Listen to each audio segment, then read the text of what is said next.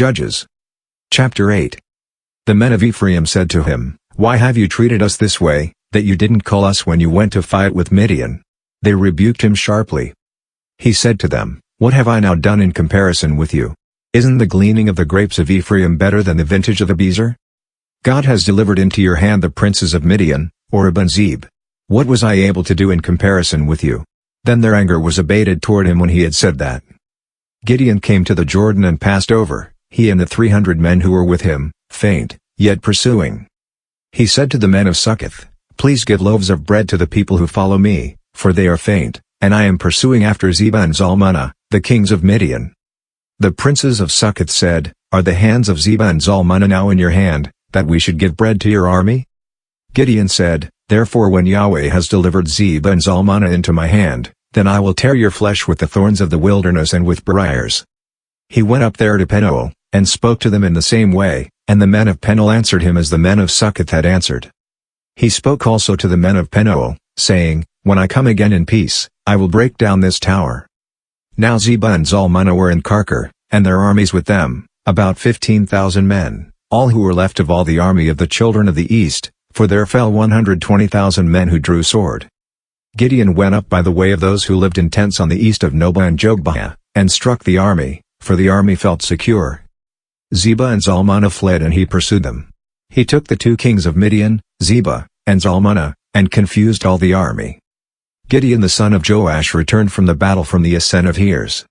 He caught a young man of the men of Succoth, and inquired of him, and he described for him the princes of Succoth, and its elders, 77 men.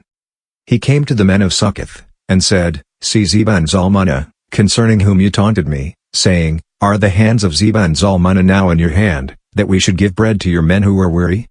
He took the elders of the city, and thorns of the wilderness and briars, and with them he taunt the men of Succoth. He broke down the tower of Penuel, and killed the men of the city. Then he said to Zebah and Zalmunna, "What kind of men were they whom you killed at Tabor?"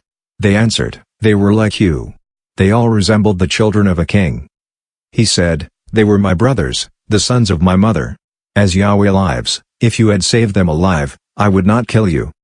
He said to Cheterah's firstborn, "Get up and kill them." But the youth didn't draw his sword, for he was afraid, because he was yet a youth. Then Zebah and Zalmunna said, "You rise and fall on us, for as the man is, so is his strength." Gideon arose, and killed Zebah and Zalmunna, and took the crescents that were on their camels' necks. Then the men of Israel said to Gideon, "Rule over us, both you, your son, and your son's son also, for you have saved us out of the hand of Midian." Gideon said to them, "I will not rule over you, neither shall my son rule over you. Yahweh shall rule over you."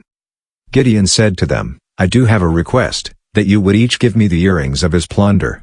For they had golden earrings, because they were Ishmaelites. They answered, "We will willingly give them." They spread a garment, and every man threw the earrings of his plunder into it. The weight of the golden earrings that he requested was 1,700 shekels of gold, in addition to the crescents, and the pendants, and the purple clothing that was on the kings of Midian, and in addition to the chains that were about their camels' necks. Gideon made an ephod out of it, and put it in Ophrah, his city. Then all Israel played the prostitute with it there, and it became a snare to Gideon and to his house. So Midian was subdued before the children of Israel, and they lifted up their heads no more. The land had rest 40 years in the days of Gideon. Jerubbaal the son of Joash went and lived in his own house. Gideon had 70 sons conceived from his body, for he had many wives. His concubine who was in Shechem also bore him a son, and he named him Abimelech.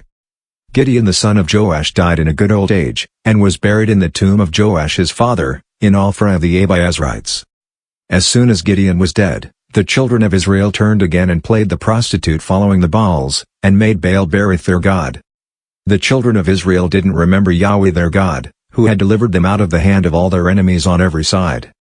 Neither did they show kindness to the house of Jerubbaal, that is, Gideon, according to all the goodness which he had shown to Israel,